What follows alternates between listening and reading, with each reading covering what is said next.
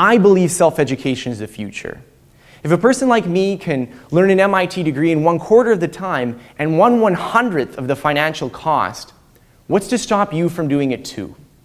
대학을 가야 하는 이유. 제가 입시생 때만 해도 좋은 대학을 가는 것이 경쟁력이었고 좋은 과를 선택하는 것이 성공적인 삶의 과정이었습니다. 하지만 많이 달라졌죠. 큰 목표를 갖는 것은 잘못이 아닙니다. 다만 큰 목표만 가지고는 무언가를 이룰 수가 없습니다. 그것은 행동하게 만들지 않죠. 언젠가 억만장자가 될 거야 라는 목표는 지금 당장 무엇을 하도록 하지 않습니다. 시대에 뒤쳐지지 않고 어디에서도 성공을 이뤄낼 수 있는 사람들이 가진 능력은 바로 학습 능력입니다. 학습의 중요성에 대해 말씀드리면 학교를 먼저 떠올리시는 분이 있을 거예요. 안타까운 생각입니다. 학교가 중요하지 않다는 것이 아니라 학습이라는 것에 빙산의 일각에 불과하기 때문입니다. 혼자서 계속해서 배우고 배운 것을 적용하는 능력이야말로 정보가 넘쳐나는 지금 시대에 살아남는 방법입니다. 울트라러닝의 저자 스캇이 학교가 아닌 학습을 제대로 한 방법에 대해 알아보도록 하겠습니다. 스캇이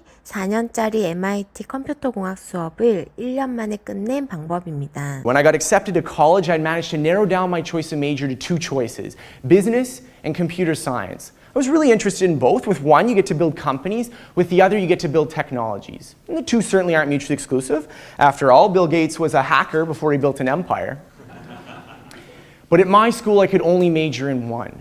So business it was. And after graduating, I have no regrets. I learned a lot, and I had a great time.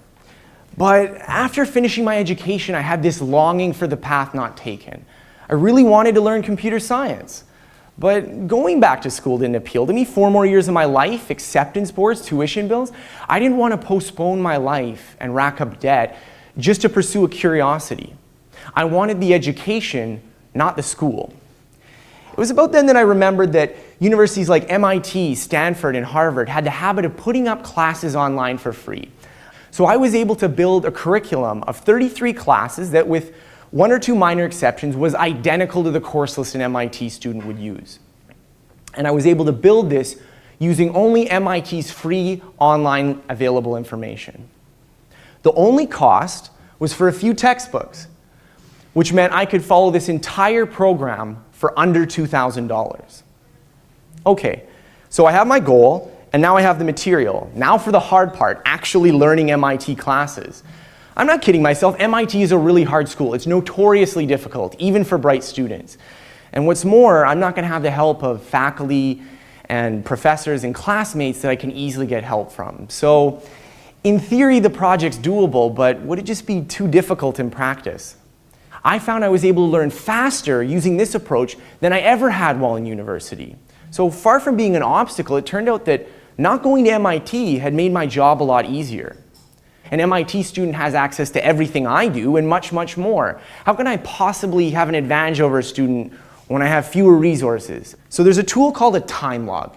And here's how the time log works. You jot down the starting and the stopping times for every activity you do. And I mean every activity, from when you wake up in the morning to when you take out the garbage. Now my guess is that most of you here have never done a time log before, because you can just imagine how irritating that is to do.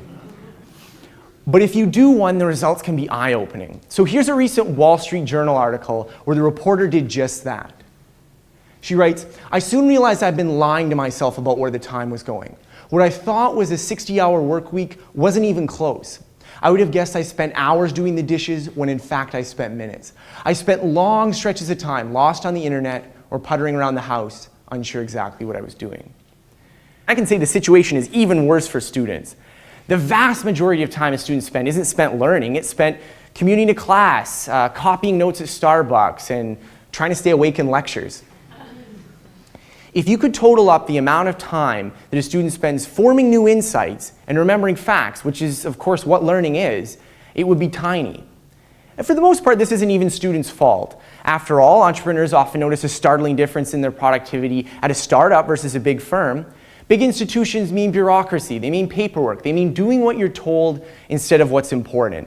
So when I would do MIT lectures, when I started doing the classes, I would watch them at 1.5 times the speed. Now, this may sound very difficult, but the difference is barely audible in human speech. And of course, if it goes too fast, you just hit rewind. Students in a regular classroom don't have access to a fast forward or rewind button, even though I'm guessing most of them would like one. And the impact of this isn't trivial. By being able to watch lectures at a slightly faster pace and watching them sequentially, I was able to take classes that normally span 4 months and watch them in 2 days of real time. Or take assignments. When I would do hard MIT assignments, I would do the questions with the solution key in hand, one question at a time. Because it's tight feedback loops like this that cognitive scientists recognize as being critical to learning. And you don't need to be a genius to apply these ideas either. Being able to replay key segments of lectures, being able to get immediate feedback on your skills, these are structural advantages that benefit slow learners as much as they benefit fast ones. That I've passed those final exams, and I did the programming projects associated with those classes. And what's more, because of speed-ups like this that I've mentioned, I'm on track to finishing the program in 12 months instead of 4 years. I believe self-education is the future. If a person like me can learn an MIT degree in 1/4 of the time and 1/100th of the financial cost, what's to stop you from doing it too? 스캇의 성공 공부 방법은 바로 타임로그. 많은 시간을 쓰고 있다고 착각하는 것과 실제로 많은 시간을 쏟는 것은 다릅니다. 여러분의 소중한 시간을 지금부터 타임로그를 통해 관리해보고 성공의 궤도에 올라가시길 바랍니다. 당신은 우주의 유일한 사람입니다.